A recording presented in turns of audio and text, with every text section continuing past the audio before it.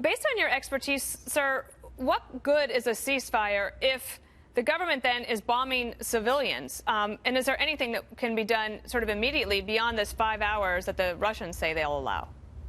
Well, the ceasefire obviously is not worth anything at the moment as long as the Syrians are not complying and the Russians are not using any of their leverage over Bashar al-Assad to get the ceasefire working. So for the moment, it's just an empty gesture by the Security Council, and it's going to take pressure from Syria's patron in Moscow to make something happen. Take a listen to Ambassador Frederick Hoff. He was the former envoy to Syria. He was on TV last night.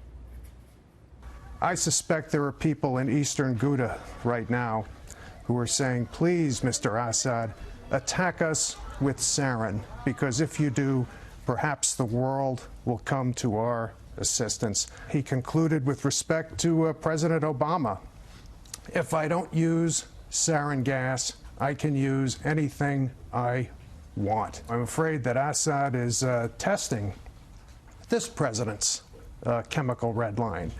In addition to that, Ziad Alisa, he's a union of medical care and relief organizations. He said this to the New York Times: I am ashamed of the UN Security Council. The most powerful nations in the world are unable to enforce the most basic standards of human rights. Failure to enforce these resolutions calls into question the very reason for this process. They are disconnected from reality. You pointed out that Secretary Tillerson had outlined the administration's goals here. What is the next step then if we are to ratchet it up, if we do it all? Yeah, the Secretary gave a pretty good policy speech 5 weeks ago, but the administration needs to back that up with a lot more muscle, both diplomatic muscle and funding on the ground for stabilization in the areas that were liberated by ISIS. But the crisis right now in eastern Ghouta is unspeakable carnage against the civilian population. The Russians and the Syrians, they don't distinguish between the civilians, the moderate opposition, and the terrorist groups.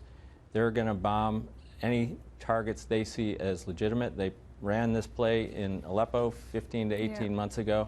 And absent pressure on Russia and pressure on Syria from Washington and the other major powers in the world, this carnage is unfortunately going to continue. Do you have an opinion on whether the president has all the authority that he needs, either under the Constitution or under the 2001 authorization to use military force, if he were to decide to take action? Or do you think Congress needs to act to provide him more leeway? I think it would be useful for the Congress to step forward and provide a new authorization for the use of military force generally, both with regard to some of the ISIS branches around the world. We're a long way from 2001 and the authorization after the 9/11 attack, so I think it would be useful for Congress to step in. And the authority vis-a-vis the Syrian regime is not at all clear. The president invoked his Article 2 powers when he used Tomahawk missiles last April after a Syrian chemical attack. Right. Well, we'll see what happens. Brian McKeon, thank you. Thank you.